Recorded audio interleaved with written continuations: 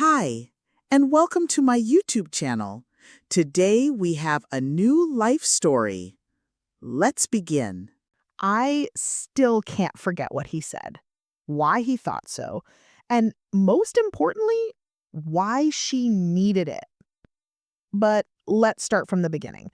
Let's not get ahead of ourselves with events.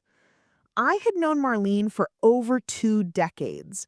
We'd met in grade school, built memories through adolescence, supported each other through college, heartbreaks, weddings. She was my person. I thought I knew her tells, the micro expressions she couldn't hide even when she tried, the subtle downturn at the corner of her mouth when she lied, the way she tilted her chin when fishing for praise. But that day, as I walked into what was meant to be the celebration of her first child, nothing felt right. My husband, Eric, noticed it too. A surgeon by trade, his ability to read people was nearly forensic. As he took my hand, his grip just a little too firm, he leaned in and muttered, "We shouldn't be here." I gave him a look, caught between confusion and irritation, but brushed it off. Eric had always been more skeptical of Marlene than I was. I chalked it up to his long hours at the hospital, his increasing wariness of people's motives. I wasn't going to let one offhanded remark ruin what was supposed to be a special moment for my oldest friend. Marlene's house sat on a quiet, tree-lined street in one of those neighborhoods where families grilled on weekends and kids rode their bikes in slow circles down cul-de-sacs. Today, the lawn was decorated in shades of sage green and gold, with clusters of balloons swaying gently from the mailbox and porch railings. The driveway was packed. I recognized several vehicles, neighbors, old college friends, Marlene's coworkers. Eric exhaled slowly as we stepped onto the stone path leading to the front door. "This is a lot of people for a small private gathering," he muttered. She always says that, and it's never true," I replied. He didn't smile. His gaze was scanning the area, taking in the floral arrangements, the professional-looking signage near the welcome table, the catered food truck idling at the curb. "Are you okay?" I asked, squeezing his arm. "Fine," he said, but his tone didn't match the word. I didn't press. We'd had a late night. His emergency shift had kept him at the hospital until nearly 3 a.m., and we were both running on fumes. I adjusted the basket in my arms, filled with hand-picked gifts, natural cotton swaddles, alphabet blocks carved from cherry wood, a tiny cardigan I'd spent weeks knitting in the evenings. The door opened before I could knock. "Sophie!" Marlene's voice rang out, sugary and high-pitched. She stood in the doorway like a portrait. Glowing skin, carefully curled auburn hair, a fitted cream dress accentuating a perfect baby bump. Her makeup was immaculate, and a delicate pearl circlet crowned her head. "You look breathtaking," I said, momentarily thrown. "Careful with the hug," she laughed, arms slightly extended but body angled away from mine. "Of course," I said, my smile faltering just a little. I passed the gift to Eric and leaned in for a side hug. The interior of the house had been transformed. Pale green bunting and eucalyptus garlands adorned every surface. A mobile bar had been set up near the dining room, staffed by a woman in uniform, mixing alcohol-free mojitos. Soft acoustic music drifted through invisible speakers. There was even a photographer moving from group to group, snapping candid shots and arranging flat lays of wrapped presents. Eric stood back, surveying it all like a man at the edge of a crime scene. "Marlene," he said, raising an eyebrow, "this looks expensive." She waved a manicured hand. "Most of it was sponsored. Vendors wanted to showcase their work." "Of course they did," he said under his breath. Before I could intervene, a familiar voice called out, "Soph!" I turned to see Talia, our mutual friend from college, striding across the room in a flowy navy dress. Her partner Leo followed close behind, balancing a plate of appetizers. Then came Cam and Rain, the rest of our original quartet. My heart swelled with familiarity, with the illusion of joy. "It's been too long," Cam said, pulling me into a hug. "3 months," I replied, "but yes, it feels like forever." We settled into a conversation, trading updates and laughs, but I kept noticing Eric, detached, tense, checking his phone more than usual. Every now and then, his eyes would land on Marlene's bump with a look I couldn't decipher. The nursery tour was next. I have to show you what we've done with the guest room, Marlene beamed. It's perfect. She led us upstairs, Eric trailing behind me silently. The nursery was stunning. Ivory wallpaper with golden vines, a custom rocking chair near the window, a bassinet that looked like it belonged in a castle. Oh, wow, Rain breathed. Who designed this? Talia asked. West and Wild Interiors. They donated everything. They support my nonprofit. I frowned. I thought your organization worked on access to prenatal care for underserved communities. It does, she said, almost defensively. But partnerships are important. Everyone wins. As the others inspected the furniture and asked questions about brands, I noticed Eric standing near the bookshelf, subtly taking photos with his phone. Seriously? I mouthed at him. He slipped the phone into his pocket and didn't answer. Back downstairs, the festivities resumed. Games were played, advice cards filled out, the mountain of gifts grew, and all through it, Marlene basked in attention. Hands cradling her belly for every picture, expressions shifting seamlessly between humble and elated. Eric kept drifting to the edges of the room, engaging no one. I cornered him near the punch bowl. What is going on with you today? I don't want to talk about it here, he said, his tone clipped. Then when? He glanced at Marlene, who was laughing with an older couple near the gift table. Later, once we leave. The photographer called everyone over for a group photo. As we arranged ourselves, Eric stepped further back, frowning at something near the far end of the room. I followed his line of sight. A man I didn't recognize stood by the gifts, gray hair, wire-rimmed glasses, watching Marlene with an intensity that felt wrong. Who is that? I whispered. Not sure, he said, already checking his phone again. The rest of the day blurred. Marlene's mother gave a speech. There were more pictures, more laughter. But Eric only grew quieter. By the time the thank yous began, he was standing near the door like a man waiting to escape. We have to go, he said, voice low and urgent. What, now? Yes. I'll explain on the way. Reluctantly, I made excuses. Marlene looked disappointed, but didn't protest. As we drove away, I watched the green and gold balloons shrink in the rearview mirror. You better tell me what's going on, I said. Eric's hands were tight on the wheel. He said finally, she's not pregnant. I blinked. What? Marlene. She's faking it. The car ride stretched ahead of us, the road blurring into motion, but my mind had already come to a screeching halt. I turned to Eric, staring, willing him to take it back, to admit it was some misplaced joke, some overreaction from too many hours in the ER. But his expression was unflinching. You don't mean that, I said, my voice thinner than I intended. He kept his eyes on the road. I mean exactly that. That's not... You saw her. The bump.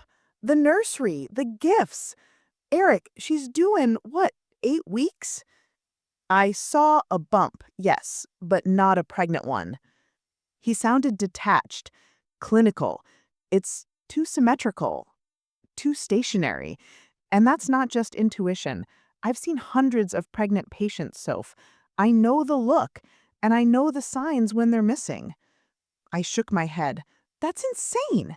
You're accusing her of, fabricating a pregnancy just for the attention? I don't know her motivations, but something's off. She's been my best friend since 2nd grade. I was pleading now, not just with him, but with the entire idea. We've been through everything together. I think I'd know if she was faking something like this. Would you? His voice was soft, not mocking, almost sad. When was the last time you actually touched her belly? I opened my mouth, then closed it again. The truth landed in my stomach like a stone. I couldn't remember. At the gender reveal, she'd stood behind the table. At the baby boutique, she'd always turned just slightly away when we hugged. Today, she angled her body to the side, pulling back before I even leaned in. She doesn't like being touched. She's always been that way. Eric gave a low, humorless laugh. That's convenient. This is ridiculous, I snapped. You're making assumptions based on, what, a hunch? He didn't respond, just flicked the turn signal and merged into the left lane, his knuckles pale against the steering wheel. I don't want to fight, he said, after a long silence, but I need you to take a step back and look at everything objectively. What everything? The nursery. Everything was still in packaging. Nothing unwrapped. Nothing used. There wasn't even a trash bin in the room. She probably wants everything perfect before the baby comes. And the wine bottle on the dining table? Red wine. Next to a half-eaten steak. That was Alaric's. She didn't say that. Her sister did. And she stumbled when she did. I fell silent, tracing the images in my memory. Marlene's sister Emma had looked startled when I arrived. She said Marlene was out at a doctor's appointment. She couldn't give me a clear answer about where or with whom. The details began to stack like bricks in my mind. Small, innocuous things that had always been chalked up to Marlene's quirks, her avoidance of medical topics, her vague timelines, her sudden avoidance of touch and intimacy. What would even be the point? I asked quietly. Eric looked at me. You saw the vendors, the gifts. That party must have cost tens of thousands of dollars. She said it was donated. He raised an eyebrow. You really believe that? I didn't answer. I couldn't. And the man near the gift table, he continued, that was Dr. Grant Lawrence. He works OB at our hospital. So? He doesn't work with Marlene. She's not one of his patients.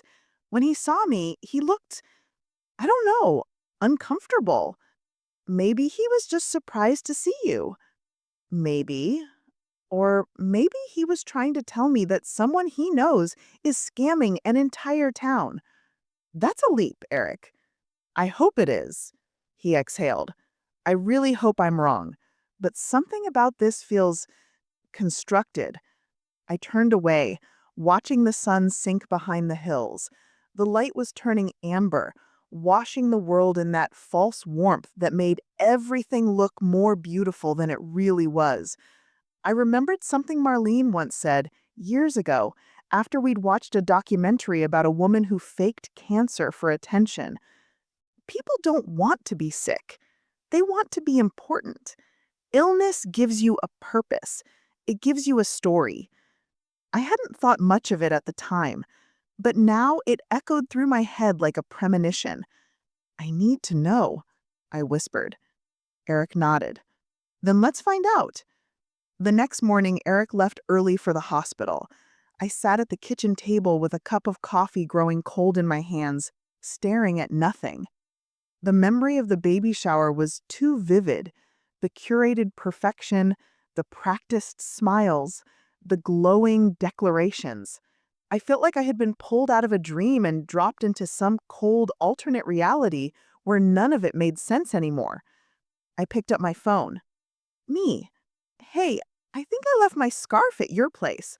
Mind if I swing by? Marlene's reply came within seconds. So sorry, not home. Appointment in the city today. But Emma's around. She can let you in. Too easy. Too fast.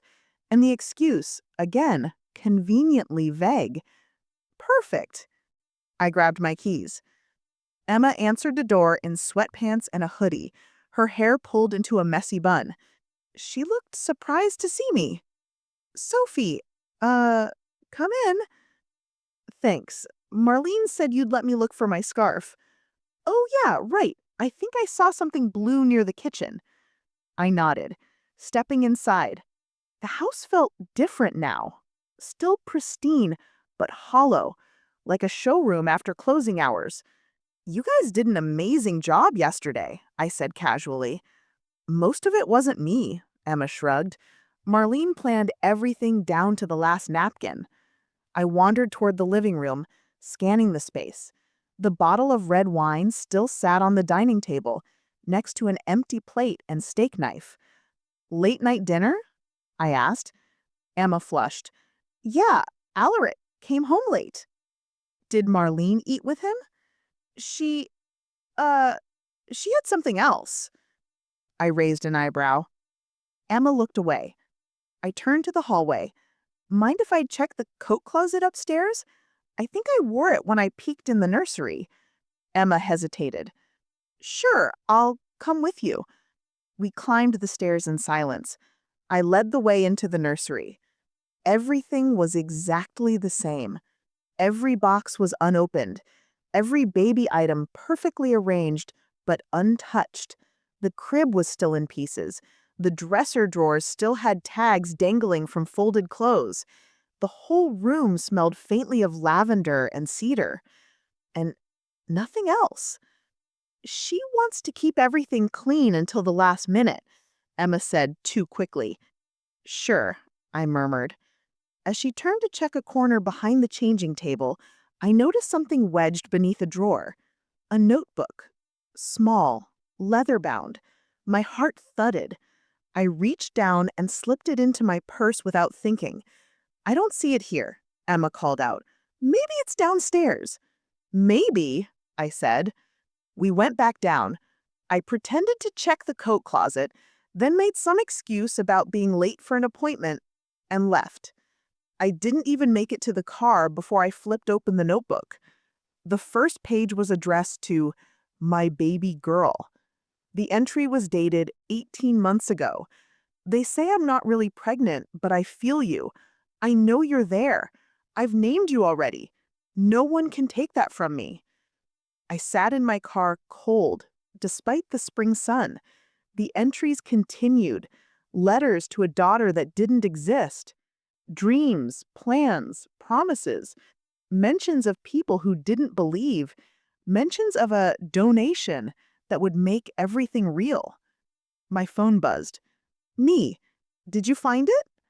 I stared at the screen. Then another message appeared. Me. I need to talk to you. Alone. There's something I haven't told anyone. Meet me tomorrow, noon, at the cabin. The family cabin. Isolated. Secluded. I texted back.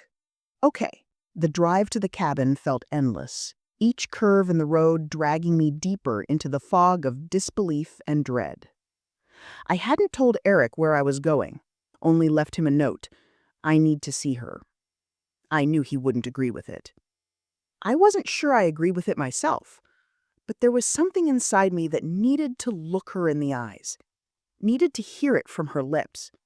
Because no matter how many journal pages I flipped through the night before, no matter how disturbed the entries were, there was a small, irrational part of me that still hoped this was all a mistake. Lake Highmore stretched like glass beyond the trees, the wind barely stirring its surface. The Whitman family cabin, really a sprawling lodge with antique wooden beams and wraparound windows, stood just as it had every summer I could remember. We'd spent entire weekends here as teenagers, roasting marshmallows and sharing secrets under the stars. Now it looked like a set piece from some vanished life, weathered and abandoned.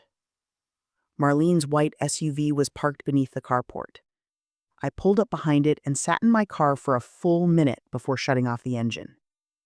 I couldn't hear anything from inside. No movement, no music, just the eerie stillness of the lake and the pines. I approached the door, pausing to glance at the old porch swing we used to sit on, the place we once imagined our futures together, careers, husbands, kids. It all felt impossibly naive now.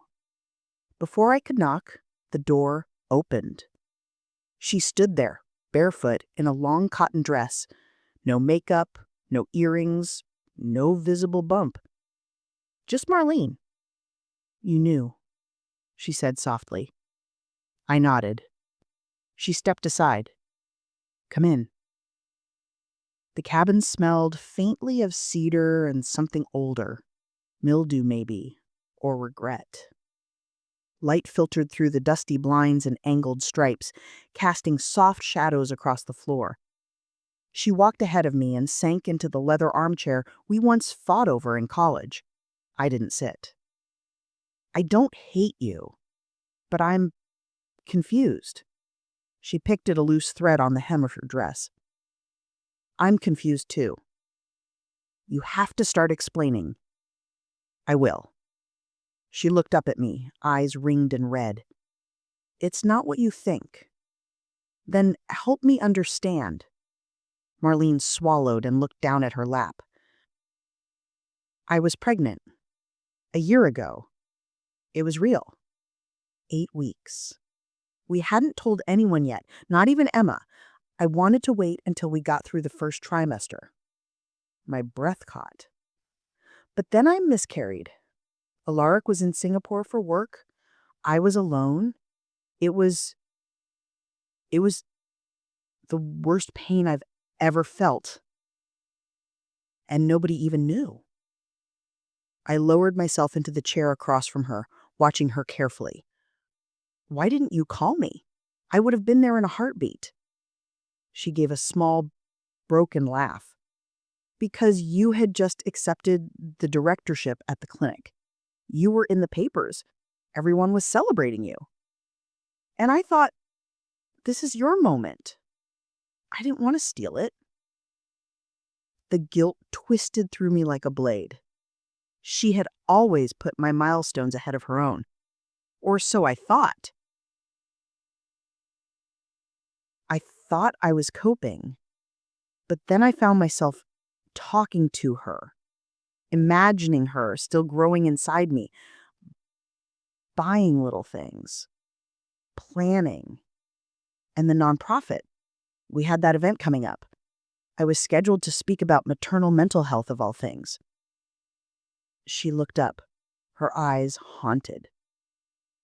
"I had a panic attack backstage. Couldn't breathe. I was shaking.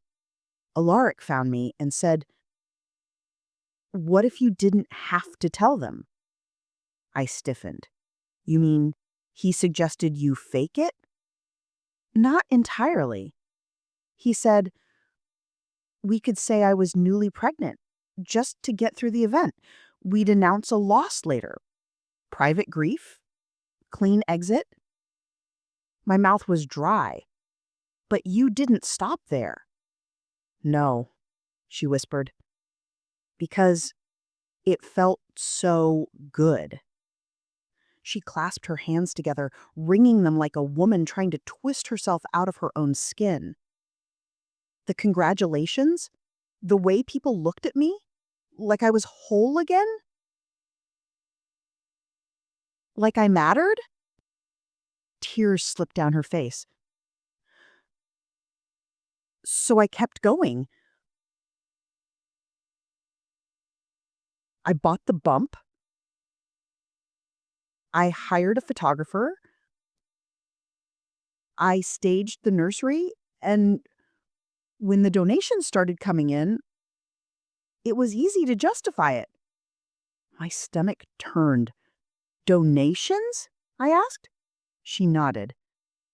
"For the foundation. We got more in the past 4 months than in the past 2 years combined. People were moved. They believed in the mission. They saw me as someone who understood. But it wasn't real." "I know. But the work is real. The clinics we fund, they're real. The mobile prenatal units, the community outreach, the hotline for new mothers, all of that exists. And it was all built on a lie. I told myself it was okay, that the ends justified the means, that once I reached a certain amount, I'd announce a late-term loss. People would grieve with me, then move on." Her voice was trembling now. But then you started asking questions.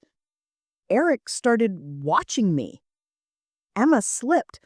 I couldn't keep it together. I tried. God, I tried. But I knew it was all crumbling. I looked at her, really looked.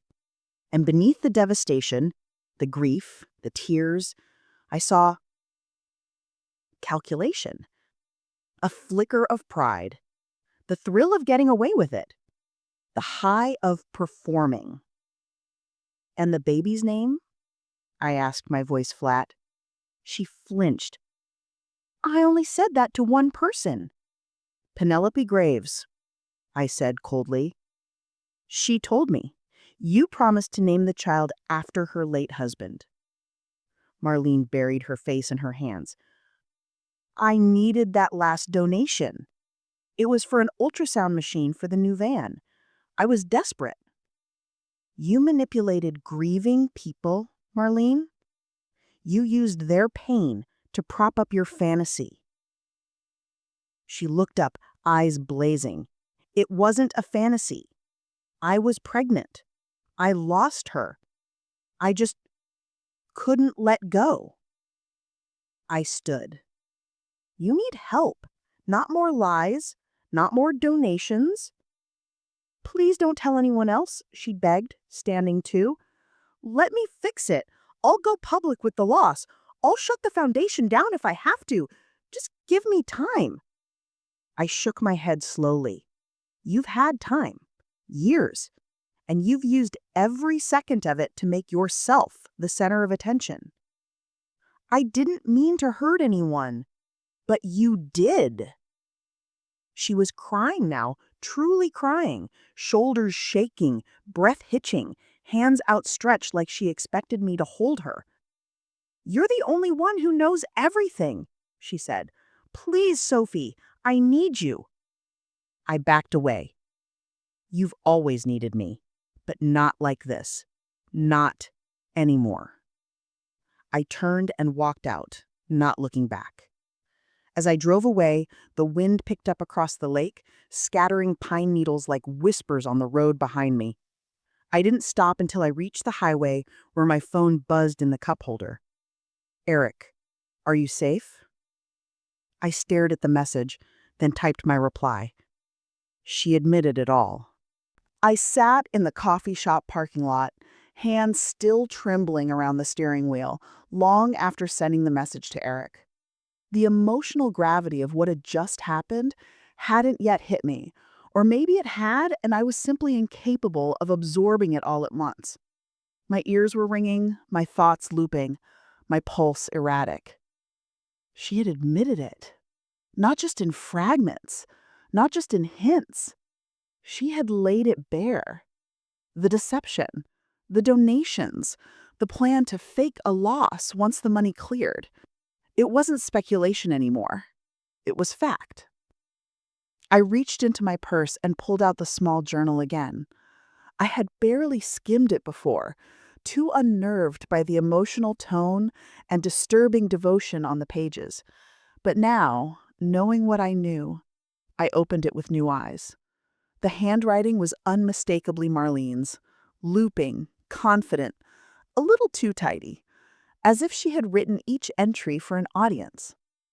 My miracle baby, they say you are a dream, but I feel your heartbeat in the quiet. I see your outline in my sleep. They say I should accept what happened, but I know better. I know you're waiting for me to find the way to bring you home. That entry was dated nearly 16 months ago. Then another. The foundation is thriving, everyone believes. It's all because of you. You gave me purpose again. You are the thread that holds it together. Soon, they'll meet you. Or believe they did. That's all that matters. I flipped through 10, maybe 12 pages, all following the same tone. Half maternal tenderness, half fervent delusion. Or worse, theatrical scripting, written with the purpose of preparing a narrative. And then, there it was. An entry labeled only with a symbol, a small star. Graves is on board, said the tribute made her cry. Once the check clears, we'll have what we need. Then I can let her go. That last line twisted in my gut. Let her go. I closed the journal slowly, as if it were a bomb with a trembling fuse. I wasn't just holding the confessions of a grieving woman. I was holding a record of premeditated emotional fraud. My phone rang, startling me so hard I almost dropped it. It was Eric. "You okay?" he asked the moment I answered. "No," I said honestly, "but I'm safe." "Did she say it?" "All of it." He exhaled hard on the other end. "And?" "She thinks it's justifiable. She genuinely thinks the good the foundation does makes it okay, like it balances the scales." "Does she know others are catching on?" "She's scared, but not of being found out. She's scared of losing control of the story." There was a pause. "You're not planning on staying quiet, are you?" I didn't answer immediately. "Sophie?" "I don't know yet," I whispered. "Then let me help you decide." Dr. Lawrence filed a formal report with the hospital board this morning. He suspects she used his name in some documentation. If that's true, and she forged or implied affiliation, it's fraud. Legal fraud, criminal fraud. I felt myself go cold. "Are the police involved?" "They will be." "Should I?" I trailed off. "No," Eric said firmly. "Not yet. You did your part by confronting her. Let the evidence unfold. And if they reach out, tell the truth." I stared at the notebook again. I have proof. Keep it safe. After the call, I drove straight home, the roads blurring past in a rush of color and noise. The weight of everything was starting to settle on my chest, making it hard to breathe. I barely made it through the front door before the tears came. Over the next 48 hours, it all began to unravel. Someone, I didn't know who, and maybe I didn't want to know, posted an anonymous message on a local neighborhood forum. It was brief, but damning. Warning: local nonprofit director may be faking pregnancy for donations. Ask questions. Demand transparency. Attached were 2 photos, one from the shower and another taken that same week, both showing Marlene from a side profile. In one, the bump looked prominent. In the other, gone entirely beneath a loose sweater. A third image followed, a screen grab from the nonprofit's donation portal, time-stamped and tagged with a local business's name. It wasn't just speculation anymore. It was fact. Within hours, the story began to spread. First on the forum, then through private Facebook groups, and by nightfall, across town. I woke the next morning to 4 missed calls from people I hadn't heard from in years. Texts flooded in, some confused, some disgusted, some angry, some heartbreakingly from friends who had contributed to her registry, donated to her cause, volunteered their time. I didn't reply to any of them. Not yet. Later that day, I received a message I hadn't expected. It was from Talia. "Hey, can I come by?" I hadn't spoken to her since the shower, and now, just a few days later, the world was flipped on its head. I texted back, "Yes, please." She arrived an hour later wearing sunglasses, despite the overcast sky. Her jaw was tight, her mouth set. "I gave her $4,000, she said the moment she stepped inside, for the mobile unit's licensing fees. She said it was urgent, that if the foundation didn't secure the next permit, they'd have to shut down one of the clinics. She looked panicked. I believed her." I led her to the kitchen and poured us both tea. She was convincing. She always has been. "I've known her since college," Talia muttered. "I thought if anyone would know when she's lying, it would be me." She had everyone fooled. Even me. Talia looked up, eyes rimmed with frustration and hurt. "What are we supposed to do now?" I didn't have an answer.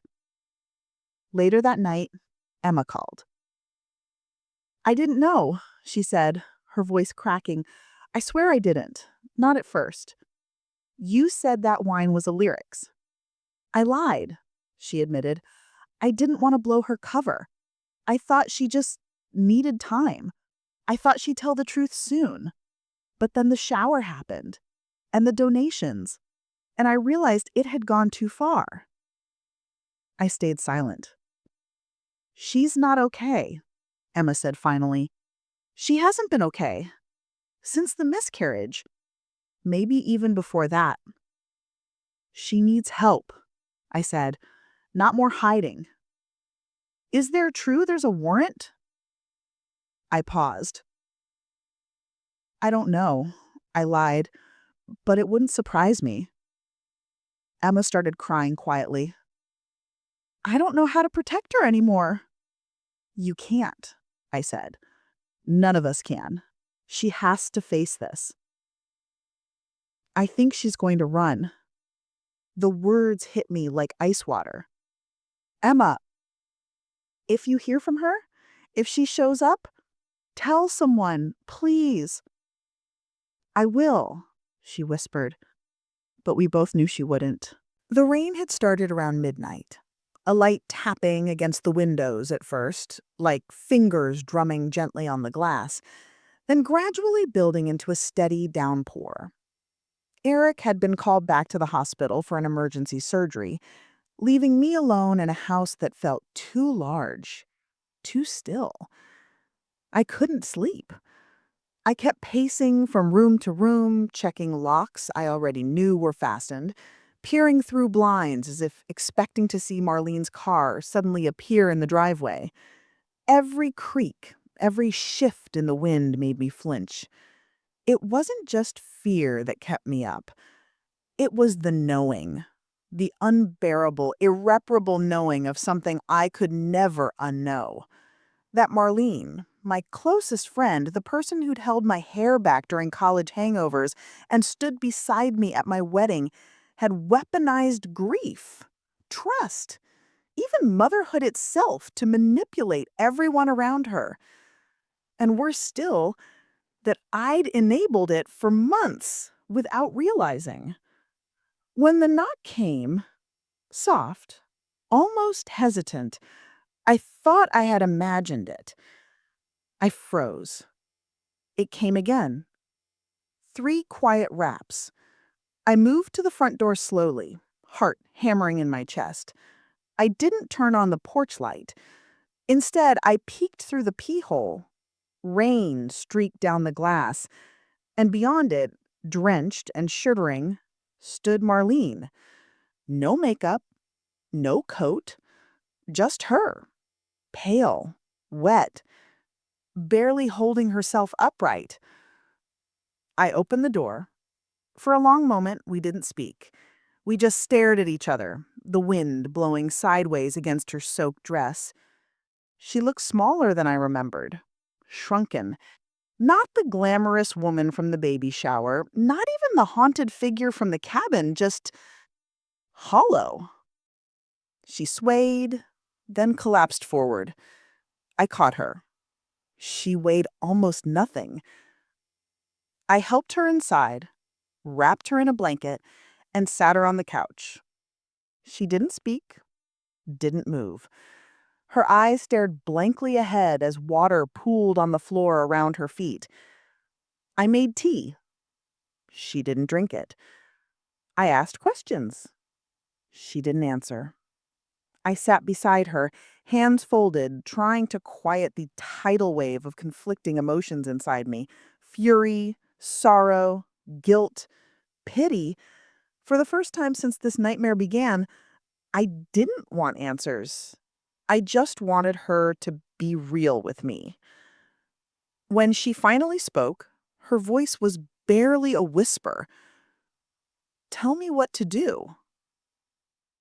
I looked at her, the stranger wearing my best friend's face, and I didn't know what to say. When Eric came home at dawn, he stopped cold in the entryway. She was still curled on the couch, knees to chest, eyes half shut. He glanced at me. I just shook my head. "They've issued a warrant," he said quietly, leading me into the kitchen. "Multiple fraud charges. Grades Foundation filed formally yesterday. They're naming the nonprofit and Marlene personally. It's official now." I stared at him. "She has nothing left," I said numbly. "No home, no money, no allies." "That's not our problem anymore, Sophie," he said gently. "She needs to face consequences. She hurt a lot of people, including you." "She's not dangerous," I whispered. "She's just broken." "She's manipulative," Eric corrected. "And dangerous doesn't always look like violence. It can look like lies, like charm, like pity." I didn't argue. That morning, I made toast and coffee and placed it silently in front of her. "Eric wants you gone by noon." "He's right." She nodded. She didn't eat. "Where will you go?" She shrugged. "You could turn yourself in." She gave a bitter laugh.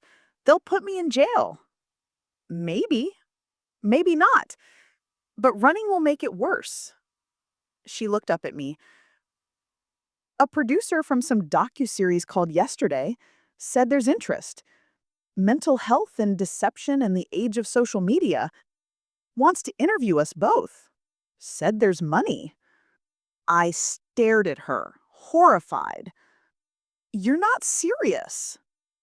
"Why not?" she said, voice low. "At least I'd control the story."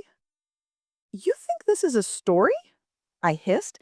"You lied to people who trusted you. You faked an entire pregnancy. You exploited death, grief, memory, and now you want to monetize it?" She blinked. "For the foundation." I cut her off. "There is no foundation. It's gone. It died the moment you made it about you." She looked stricken, then angry. "You've always judged me." "No," I said. "I always excused you." We sat in silence. Then her voice, low and shaking. "Do you really think I'm a monster?" "No. I think you're lost, and I can't find you anymore." A knock came at the door, firm, measured. Through the front window, I saw the patrol car. Marlene stood, panic rising on her face. "No," I said. "Don't run, please." She turned to flee, toward the back. I caught her arm. "Marlene, stop. Let me go." "You don't have to do it this way. I'll tell them you came voluntarily, that you're cooperating." She stilled. "You'd really do that?" "It might help." She sagged against the wall. "Do you really think I'm redeemable?" "I think you need help." Moments later, she was led to the car in handcuffs. She didn't resist. She didn't look back. I gave a brief statement, enough to confirm her presence, enough to say she didn't threaten me. I left out the journal, for now. That night, I didn't cry. I just sat in the dark, listening to the silence. The town devoured the scandal like wildfire devours dry brush. In a matter of days, what had started as hushed whispers at grocery stores and side conversations in yoga classes erupted into headlines on every local news outlet. "Pregnancy hoax exposed. Director of local maternal health nonprofit faces fraud allegations." There were hashtags, Reddit threads, call-in radio segments. People who hadn't spoken to Marlene in years suddenly had stories, memories, gut feelings, and they all shared them publicly. I stayed quiet. So did Eric. The only thing louder than the accusations was the silence from Marlene herself. After her arrest, she was held overnight, then released on bail pending trial. Her sister Emma, visibly shaken and devastated, made a brief statement outside the courthouse, saying Marlene had begun psychological evaluation and would not be commenting further. Her lawyer filed a request for deferred judgment, citing mental health concerns. I watched the footage from my kitchen cable, numb. Then came the phone call I didn't expect. Gage, Marlene's younger brother. "Sophie?" His voice cracked. "Have you heard from her?" "No," I said, even though I had. "Why?" "She called me yesterday from the facility. I think she was crying, but it was hard to tell. She said she'd messed up everything. Then the line cut out." He paused. I keep thinking maybe I could have stopped this." "Gage, no. You didn't cause this. She's my sister. She's also a grown woman who made choices." "I knew something was off months ago," he whispered, "but I didn't say anything because I thought it was just grief and because our parents didn't want to see it." I finished for him. "I don't know what to do anymore. The police contacted me today. They want to interview everyone close to her. I don't even know what to tell them." "Tell them the truth." He gave a bitter laugh. "I don't even know what that is anymore." After we hung up, I sat in the kitchen, staring at nothing for a long time. The next day, Sierra stopped by, unannounced. "I need to know what's real," she said, standing in my doorway, eyes red-rimmed. "I need you to tell me." We sat on the porch with mugs of tea, a silence between us thicker than anything we'd shared before. Sierra said after a while, "She asked me for money, $3,000. Said the nursery designer needed a down payment, that it was temporary, that a grant was coming in within the week." My stomach sank. "You gave it to her?" "Of course I did," she said quietly. "She cried. She held my hand. She said this baby was everything she had waited for her whole life." I said nothing. I don't know what's worse, being manipulated by someone I trusted or realizing I didn't even hesitate to write that check. I reached over and gripped her hand. "You were kind. That's not a crime." "No," she said, "but she made it feel like one." Later, I called Opal, the therapist in our friend group, the one who'd always been our emotional barometer. "I figured you'd reach out eventually," she said, voice calm and deliberate. "You want to know what I think?" "Yes." Marlene exhibits patterns consistent with a complex condition, possibly a variant of what's known as Munchausen syndrome, though not by the book. That's when people fake illness, right? Yes. For attention, sympathy, care. But this is something more nuanced. It's like a psychological performance disorder. She's not faking a pregnancy to get out of work or avoid responsibility. She's created an entire identity, one that gave her purpose, love, admiration, power. She knew it wasn't real? Of course. But that doesn't mean she didn't believe it too, at least in part. The mind is complex. It will contort logic to support whatever it needs to survive. What happens to people like that? If they're lucky, they get help. Real help. If they're not, Opal sighed, they burn bridges until there's nothing left but ashes. "Do you think she'll ever recover?" "I don't know," she said honestly. "That depends on whether she can stop performing long enough to actually feel something real." After we hung up, I opened my closet and pulled out the memory box I'd buried there, the same one that held photos from our teenage years, bracelets from sleepaway camp, letters we'd exchanged during college breaks. I added the journal. I didn't reread it. I didn't need to. I just couldn't throw it away. A week later, I received a letter. Not an email, not a text. A real, handwritten letter, postmarked from a psychiatric facility 2 hours away. "Dear Sophie, they tell me writing this is part of my recovery, that I have to acknowledge the harm I caused, accept responsibility, express remorse, not perform it. I'm not sure I know how to do that. I'm not sure I know how to be anyone when no one's watching. But I need you to know something. You saved me. Not like a friend, like a mirror. You didn't make excuses. You didn't soften the blow. You made me look at the wreckage, at the damage, at myself. I can't ask for forgiveness. I don't deserve it. But I am grateful for the truth, even though it shattered everything. Marlene. I folded the letter carefully, placed it beside the journal, and shut the box. Not everything deserves closure. Some stories end with silence. The seasons shifted slowly after Marlene's arrest. Summer bleeding into a dull and tired autumn. Trees that once lined avenues like living flames grew sparse and brittle. Everything in town felt quieter, as if the scandal had exhausted even the air. The community had rallied behind its outrage, dissecting every detail of the hoax until it felt sterile and worn out.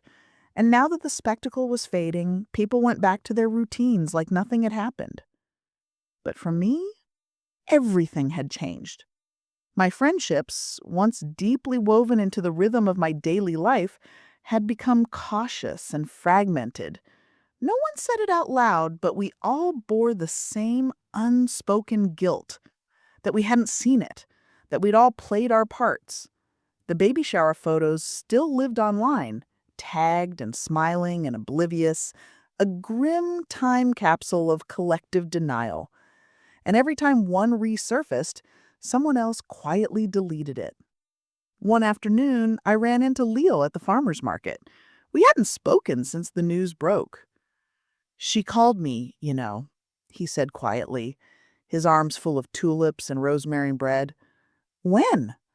Right before she turned herself in, left a voicemail. Said she always saw through her and that scared her. I raised an eyebrow.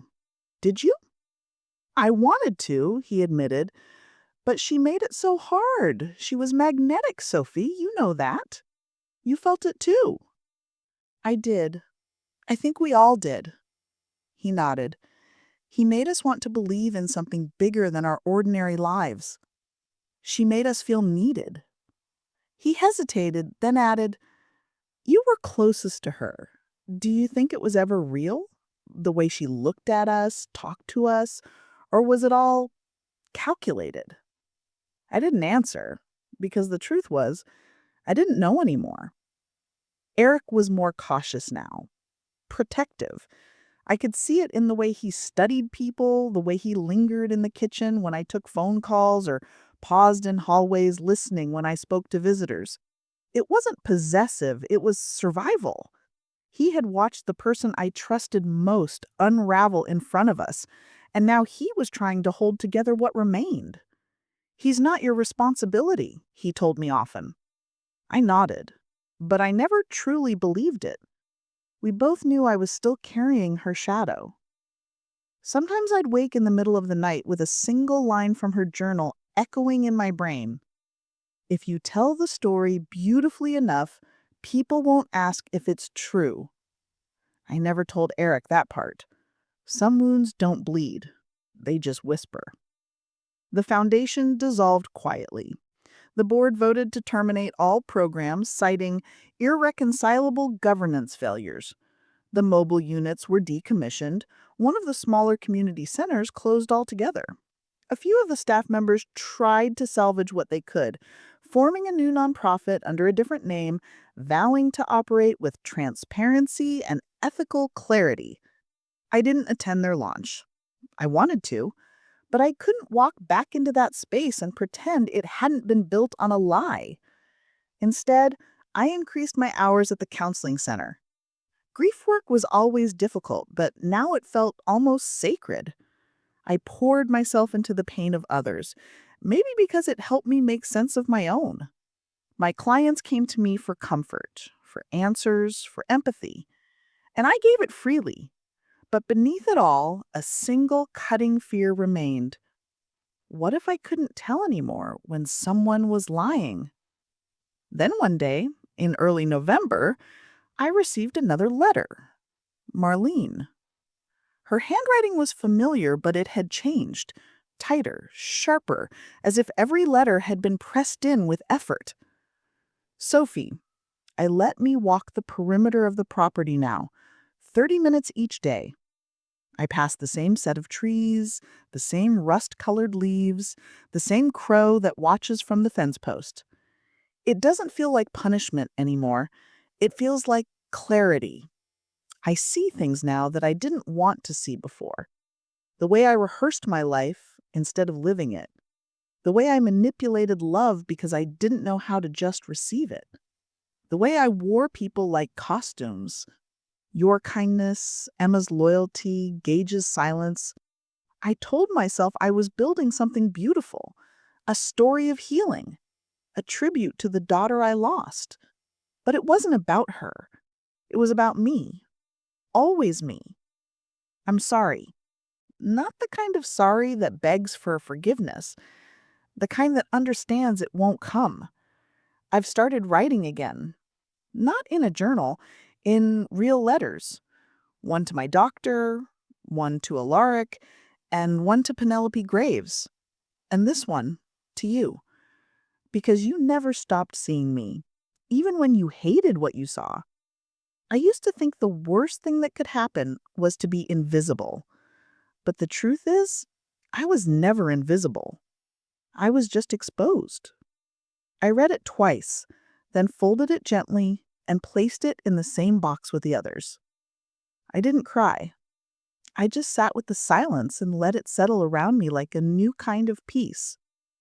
Around Thanksgiving, Emma reached out. She wanted to meet. We sat at a small cafe on the west side of town, the kind of place we used to visit for quick lunches during busy weeks. I miss her, she said, stirring her coffee. I hate what she did, but I miss her. I know. She was always the one who made everything feel bigger than life. Every birthday, every heartbreak, every Tuesday. And now it all feels beige. I smiled faintly. Beige isn't always bad. No, she agreed, but it's lonely.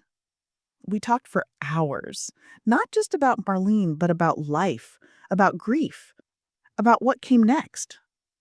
It felt like a beginning, not of forgiveness, not of forgetting, but of release. Winter settled in early that year, arriving like an uninvited guest with heavy clouds and sharp winds that howled through the neighborhood trees. The world turned gray, then white, then gray again.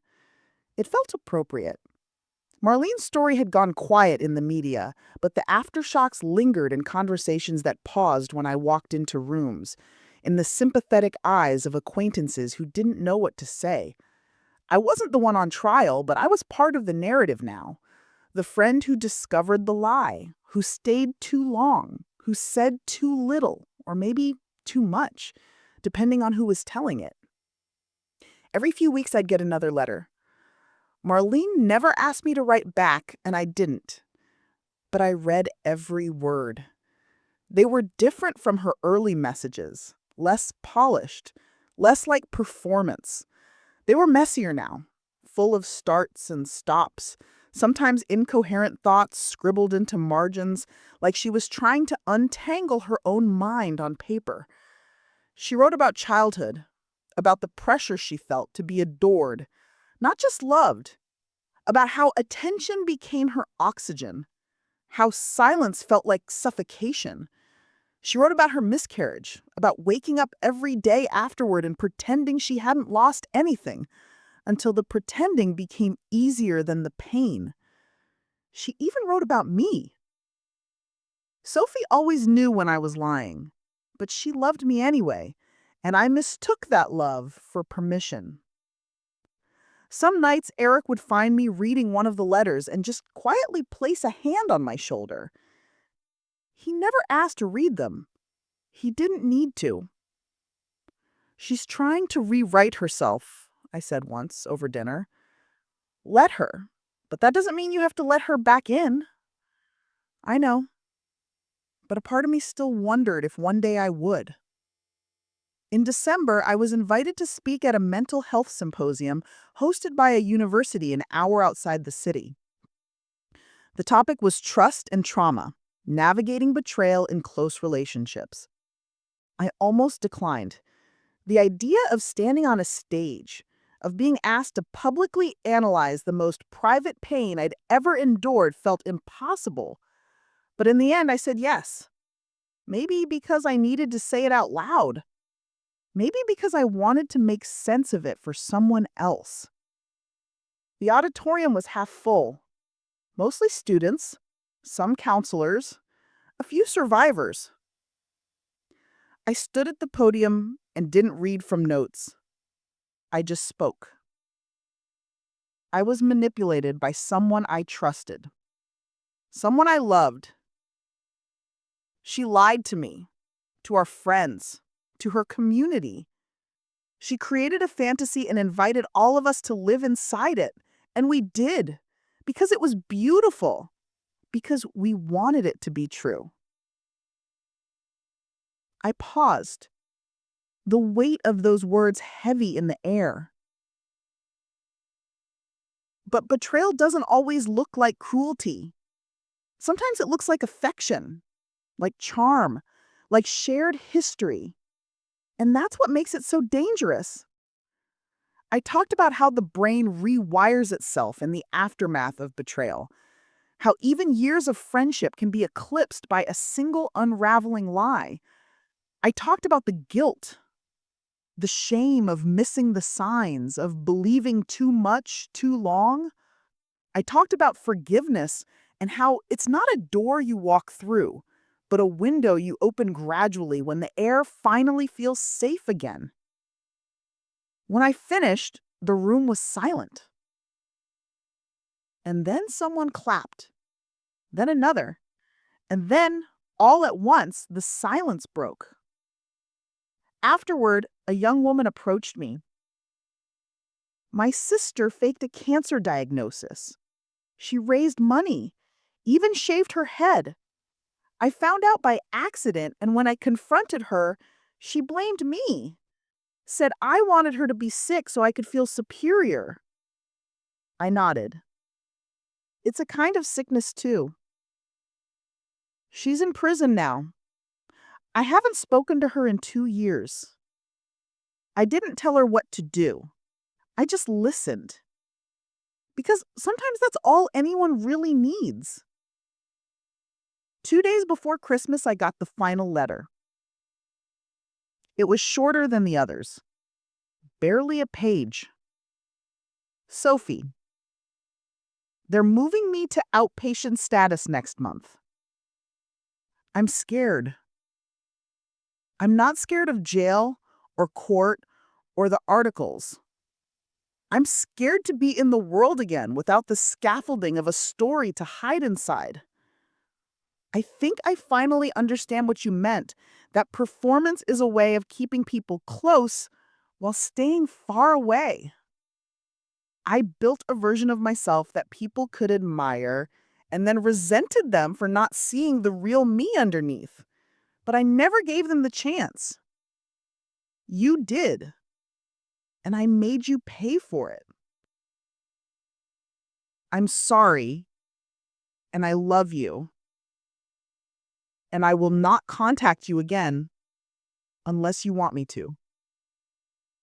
You saved me in a way I didn't deserve.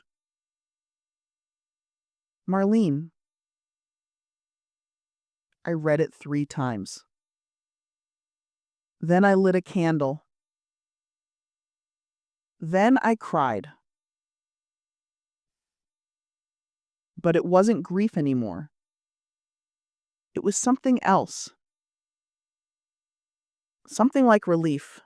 Spring returned slowly, peeling winter from the earth in soft layers, brittle snow melting into mud, then blooming quietly into green. I walked the same trails I'd once taken with Marlene, the ones that looped through the pines behind our old high school, the ones where we'd shared secrets and snacks and the belief that our lives would unfold with poetry and grace. I hadn't come here in years. But something pulled me back. Not to remember her, but to reclaim the parts of myself I'd abandoned during the collapse. The scandal no longer filled headlines. People moved on. News stories captured the town's attention: a scandal in city council, a local bakery fire, a high school team making state finals. What happened with Marlene became a cautionary tale told with detachment, like a local ghost story. Something strange that happened once, something people didn't talk about in detail anymore. But I still felt it everywhere. In the glances from people who didn't know if they should bring it up, in the mail, where donation flyers used to come from her foundation, in the space between my instincts and my decisions, that lingering moment of hesitation before I trusted anyone again. I wasn't angry anymore, but I wasn't the same. Eric and I took a weekend away in May, just the two of us, something we hadn't done since long before everything exploded. We rented a small cabin near Ashfield Lake, not far from the psychiatric facility where Marlene had been for 6 months. I didn't tell Eric, but I knew exactly how close we were. One evening, as the sun slid low over the water, we sat on the porch with glasses of wine, wrapped in the kind of silence that isn't tense or loaded, just the kind that comes from knowing someone too well to fill space with unnecessary words. "She was your past," Eric said suddenly, not looking at me. "Not your future." I nodded. "I know." "You still think about her?" "Sometimes," I admitted, "but not in the way I used to. I don't replay the betrayal anymore. I don't wonder what I could have done differently. I just wonder who she is now. And if she'll try to come back?" I paused.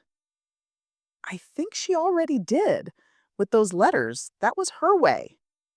He nodded. "Are you afraid she'll write again?" "No," I said. "I think she meant it, that last one. I think she's really letting go." He didn't ask if I was sad about that. He didn't have to. Some losses arrive like thunder, others like a long sigh. The trial happened quietly. Deferred sentencing, conditional on continued treatment and public restitution. Marlene issued a formal written apology through her attorney. She admitted the fraud. She acknowledged the harm. She agreed to never again serve in a leadership role within any nonprofit organization. The statement was bland, legally sound, and impersonal. I didn't attend the hearing. I didn't need to. But I read the coverage afterward. A thin article buried on page 6, a final footnote to what had once consumed every conversation in town. "She pled guilty," Eric said that night. "It's over." But it wasn't over. Not really. It just changed shape. 2 months later, I received a package. There was no return address, but I knew immediately who it was from. Inside was a small wooden box, hand-carved, unvarnished, no note, just a single item inside. A necklace I had given her in college. A charm shaped like a compass. Back then, it was a symbol of where we were headed, of how we'd always find our way back to each other no matter where life led. I stared at it for a long time. Then I walked to the edge of the lake and threw it into the water. Not out of anger, but as a benediction. In the months that followed, I began to speak more openly about what happened. Not in town, not with people who had lived through it, but in professional circles, at conferences, with students, in grief groups. Not as a victim, but as someone who had once mistaken attention for truth, who had once believed loyalty meant silence. I spoke about the cost of performance, the seduction of being believed, The danger of confusing compassion with compliance. And I spoke about boundaries and recovery and the slow, imperfect art of rebuilding your sense of judgment. 1 year after the baby shower, I returned to the venue, a renovated barn now converted into a bookstore cafe. I ordered coffee and sat by the wall where "It's a Girl" once blinked in neon cursive. The place was quiet, just a few tables occupied. The woman behind the counter didn't recognize me. I sat there a long time, letting the memory rise. The laughter, the camera flashes, the curated joy, the cold truth threading itself through the air like invisible wire. And then I let it go. Outside, I ran into Penelope Graves. She looked different, older, thinner maybe, but composed. She wore pearls, like always. "Sophie," she said, her voice cool but not unkind. "I've been meaning to reach out." "I'm glad you didn't," I said honestly. She nodded. "I just wanted to say, I don't blame you. I never did. You saw it when no one else did. I saw it too late. You saw it soon enough to stop it." We stood in silence. "She sent the money back," she said, suddenly, "in full, through the court, marked for the neonatal wing I helped sponsor at St. Jude's. I suppose that's her version of redemption. Maybe, or maybe it's just closure." "Same thing sometimes," she replied. She extended a hand. I shook it. And then I watched her walk away, heels clicking softly against the gravel. On the first warm evening of summer, I sat on my porch with Eric, watching the sun disappear behind the rooftops. Fireflies blinked in the distance, and somewhere down the block, a wind chime rang. "Do you miss her?" he asked, not looking at me. "I miss who I thought she was." He nodded. "That's honest. I think I'll always love the person I believed in. And the one who really existed?" I sighed. "I think she was a lie, but even lies leave echoes." Eric reached over and took my hand. We didn't speak again that night. We didn't need to, because some stories don't end in forgiveness. They end in freedom.